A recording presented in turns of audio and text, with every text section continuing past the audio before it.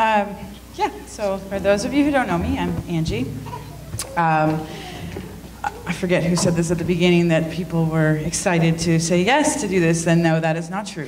Dave did not make that clear. I'm going to share with you my testimony. I don't like to cry in front of people, but I think I could cry just coming up here. I know I teach and I talk in front of people all the time, but to talk about things that mean something, that doesn't happen. So, I guess Dave likes to have papers in order, and I don't do that, and I will today, to try and keep me on track. So, bear with me. I have two very loving parents and two amazing brothers, but don't ever tell them that I said that, because I don't share that with them. And yeah, I already said that's not allowed. And as you can see, they're not here, which is good, because some of this hasn't really been shared with them, so it makes it a little bit better. As a baby, I was baptized and I went to Sunday school. I attempted to read the Bible when I was confirmed, and even though I didn't understand it, I tried. Then, got distracted by friends, and at that point, we were given the opportunity and the option of, if you don't want to go to church, you don't have to go to church once you're confirmed. That's your decision now. So I chose not to. Throughout my childhood and upward, I prayed to God whenever I was scared, kind of like now. The first prayer I remember praying was related to some inappropriate sexual acts that had happened to me when I was young. And as I grew up, from there on, I continued to pray whenever I was scared, whenever there was something that I was really worried about, something happening to somebody, or if there was something I wanted changed, if there was something I wanted, I would pray. Some of them came true, some of them didn't. I always questioned my identity, my worth, and my values, and sometimes still do. And for all of you teens out there who question, especially you girls, because I can relate to you guys, who question, whether you've been adopted or whether have one parent or two of the same sex, whatever your situation is, we've all questioned, where do I belong? What am I worth? And where am I supposed to be? We always question, who loves us? And where do I fit in? I want you to think about that and remember, you're not alone, because we've all been there. As a teen, I became really obsessed about exercise. I was in just about every sport at some point. And then I realized it was all in an attempt to have a perfect body. I was in really good shape, and I feared the attention that I got. So instead of continuing to exercise, I would then go and eat a lot of fast food. I would overeat. So I went from one extreme to the other, all at the same time. And it was always in a way to try to make myself perfect, to measure up, and then to attempt to not be looked at. I never wanted to be viewed as a sexual object, so I always tried to be good friends with the guys and fit in with the guys, to try and be one of the guys, because then nobody really looks at you.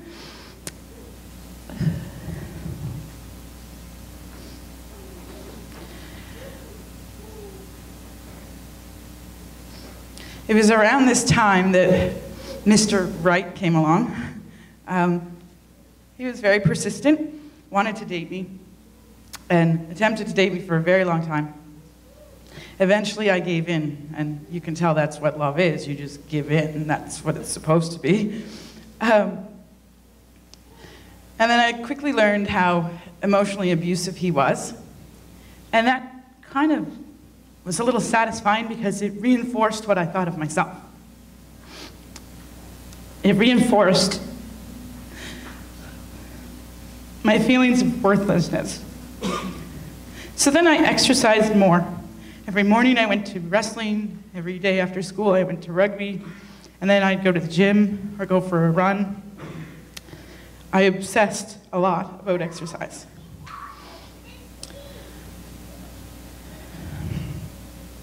I couldn't understand what my purpose was. I searched more and more to fill a void. And as I got older, I continued to turn to food, and then cigarettes, and then I added alcohol and parties. Parties were great at the time. It allowed me to stay up late, and nobody really cared, nobody really remembered what happened, nobody really paid attention to who said what. And then the next day, if I didn't have to work, then I could just sleep all day, and I wouldn't have to think. It made it really easy. And if I did work, then I was so exhausted when I got home, I could just crash, and I still wouldn't have to think.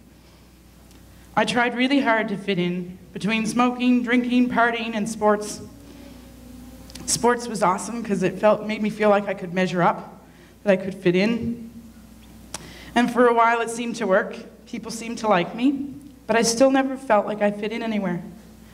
I had no idea what I wanted from life, or I wanted for my life. Yet everyone around me seemed to have a pretty good idea of what they wanted to do, where they wanted to go, who they wanted to become, and I was completely lost. I really just wanted to be normal.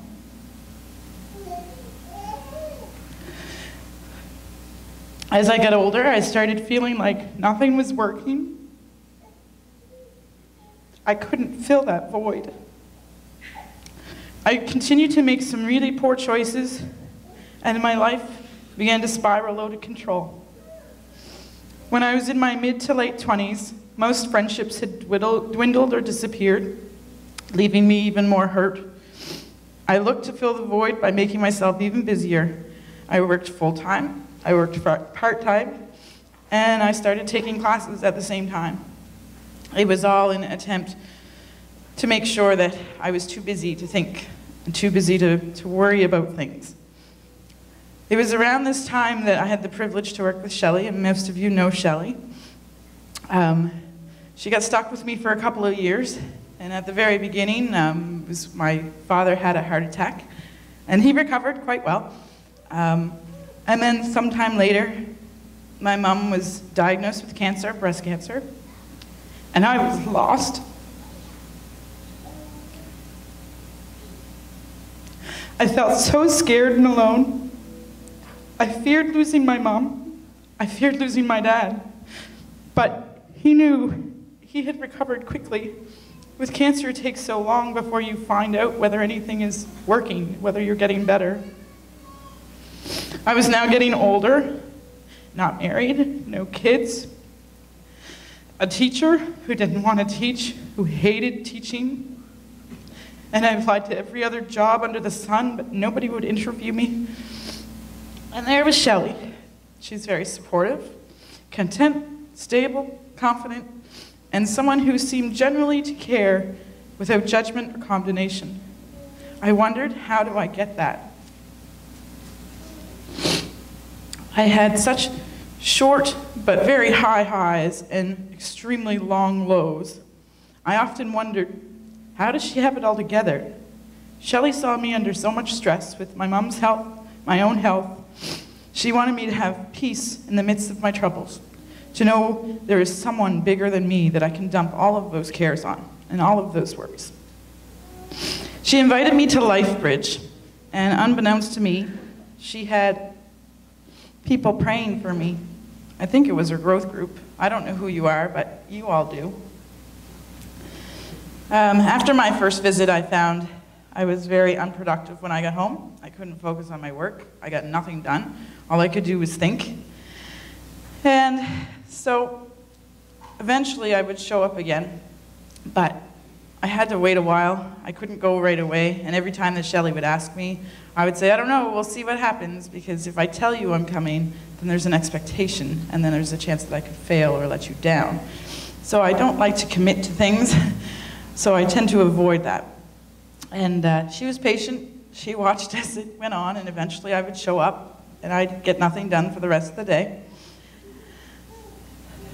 This continued for a few weeks, and then Shelley had invited me for coffee one day and decided to share the gospel. And I still have the paper, but I'm very unorganized and procrastinating. So I have procrastinated, and I don't know where I put it. So I do have it, And it was our lovely diagram showing sin and where we are, the separation from God, and showing Jesus being the cross to take us back to God, to bring us back to relationship with him. And she asked me at that point, where do you stand? And I automatically said, over here, on the left, not with God. And I knew that I stood there, and I didn't quite really understand why, and she had kind of probed a little bit and asked me a few questions and shared and explained how to get there. But I didn't really believe that I could be on the other side, even though I believed in God, and I knew that I could turn to him. I didn't trust him, so I didn't turn to him. And I didn't know that I could be on the other side because there's sin in my life. There's too much sin in my life. How could I measure up? I won't measure up. So I can't be in that presence. So it took me some time to kind of get my head around that. And I'm sure Shelley kind of banged her head against the wall a few times. But she eventually helped me understand that a little bit more clearly.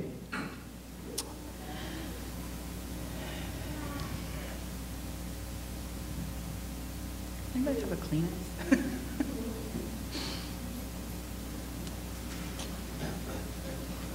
Thank you. You know.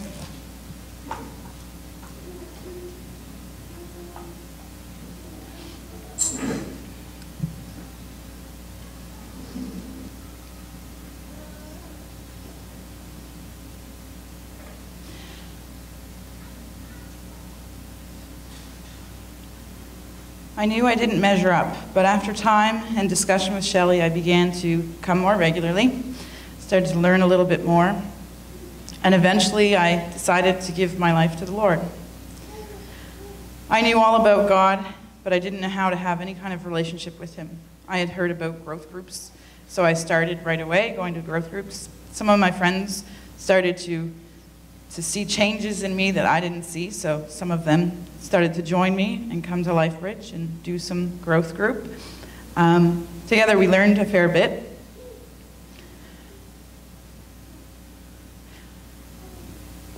As this time went on, after doing growth groups, I started to find my life seemed to get better. I wasn't so bitter, I wasn't so angry. Things started to just improve. So I decided that I would get baptized and kind of announce it to everybody that I am now accepting the Lord as my leader and Jesus as my Savior. And I thought, well, if it got this good before, then it's only going to get better. That is completely wrong. For any of you who think that, it is wrong. It has only gotten harder. I had hoped that things would change, like maybe a new job, maybe get married, have a family, none of which has happened. I'm still teaching. But I am growing with my faith and my trust and giving him control, giving God control. I know this because I can always feel the stretching and the tension, and it hurts. It's hard, but it's worth it. I can now look back and see that he is teaching me to be content with the areas of my life which I have always hated. Although there are times that I still really struggle and I feel like a child throwing a temper tantrum, I'm not getting my way, and it's not fair, and you're making me very angry. I get very sad, I get very frustrated. It doesn't last as long as it used to. And there are even times that I'll stop talking to God, and I get really angry with him. But he patiently waits for me to let it go. He waits for me to give him control. Well, we know that's not true. He has control. But he waits for me to at least acknowledge that I'm gonna give him control and to stop fighting his way, that he has the purpose. There are still many times that I struggle with sin and the lies that I've bought into for many years. But I'm learning I do not have to give in to my sin nature. I can choose not to sin. God and the Holy Spirit will carry me through. It is extremely scary and reassuring at the same time. I find it really scary because it's completely uncomfortable, and it makes it a lot harder to get through each day. But in the end, I can see that when I do give in, it's very reassuring because it gets better, and I can trust him a little bit more.